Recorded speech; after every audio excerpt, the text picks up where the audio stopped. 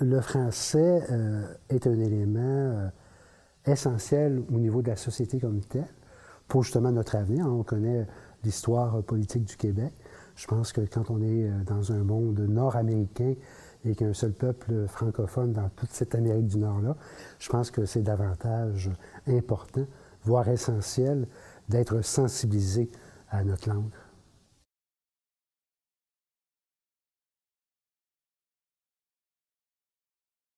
Moi, j'ai toujours été, je me rappelle, c'est sûr que j'avais un côté, je dirais, un petit peu plus sportif, où j'étais attiré beaucoup par le sport, mais ça ne m'empêchait pas quand même, à mon adolescence, d'écouter des chansons d'artistes québécois.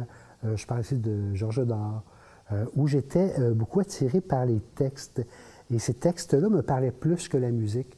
Donc, c'est certain que ça m'a sensibilisé, ça m'a ouvert un peu l'ouïe, je dirais, autant musicalement parlant, mais par la poésie des mots aussi, le sens des mots, que j'ai trouvé à ce moment-là, à la jeune adolescence, l'importance des mots de la langue française, parce que on peut utiliser plusieurs mots pour distinguer une seule et même chose, et je le sentais dans la poésie de nos auteurs québécois. Ça, je trouvais ça intéressant.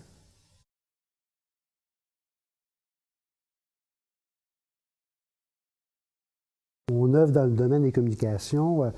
La langue est un outil important. Hein. C'est vraiment ce qui nous permet de nous distinguer parce qu'on joue beaucoup avec les mots. On utilise beaucoup les mots également et on s'en sert quotidiennement dans notre travail. Donc, c'est vraiment hyper important de bien maîtriser la langue française si on œuvre bien sûr dans un domaine des communications, quel qu'il soit, que ce soit au niveau électronique, au niveau de la presse écrite, de la presse parlée. Il faut absolument quand même là, connaître le français, c'est essentiel si on veut aller de l'avant et si on veut être performant également dans notre métier comme tel.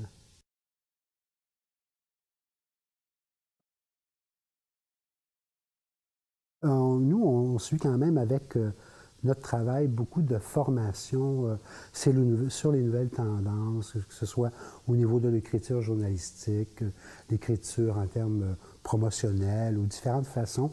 Aujourd'hui, on parle beaucoup des médias sociaux. Donc, il y a des façons d'écrire, des façons également de véhiculer des messages, comment utiliser les bons mots et de quelle façon également s'adresser au public cible. Parce que souvent, dans des campagnes promotionnelles ou des plans de communication, il faut déjà, dans la démarche communicationnelle, définir le message, mais également définir le public cible. Donc, il faut vraiment adapter le message avec les bons mots au public concerné par le message.